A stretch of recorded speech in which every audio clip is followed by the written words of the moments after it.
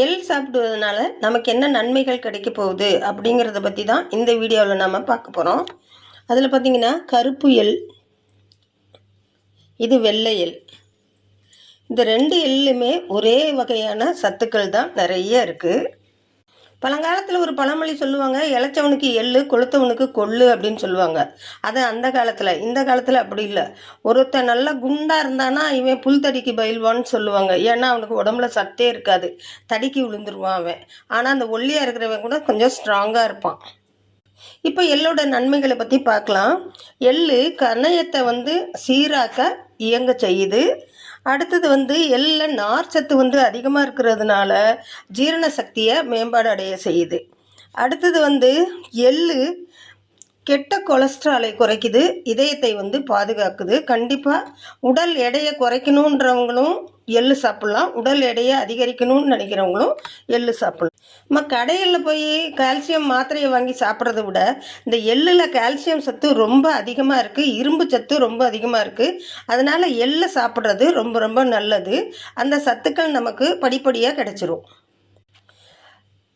சில பெண்களுக்கு பார்த்திங்கன்னா அனிமிக்காக இருப்பாங்க. அவங்களுக்கு இந்த எள்ளை நல்லா வெல்லம் போட்டு இடித்து கொடுத்தோம்னாவே அவங்களுடைய அனிமிக் சரியாயிடும். இரத்த சோகையை போக்கி இரத்த அணுக்களை அதிகமாக உண்டு பண்ணும். எள்ளை நம்ம இடித்து கொடுக்கும்போது வெல்லம் சேர்ப்போம். வெல்லத்துலேயும் அதே மாதிரி சத்து இருக்குது. இந்த எள்ளுலேயும் சத்து இருக்கிறதுனால உடலுக்கு ரொம்பவே ஆரோக்கியம்.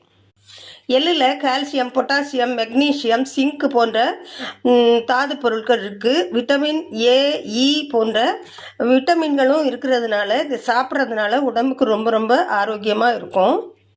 எள்ளில் செலினியம், காப்பர்ன்ற சத்து இருக்கிறதுனால தைராய்டு பிரச்சனை இருக்கிறவங்களுக்கும், ஸ்கின் அலர்ஜியால் தடிப்பாக இருக்கும், ஸ்கின் சில பேருக்கு வெளுத்து காணப்படும், அந்த மாதிரி இருக்கிறவங்களையும் இந்த எள் சாப்பிட்றதுனால அந்த இதுவும் சரியாயிடும்.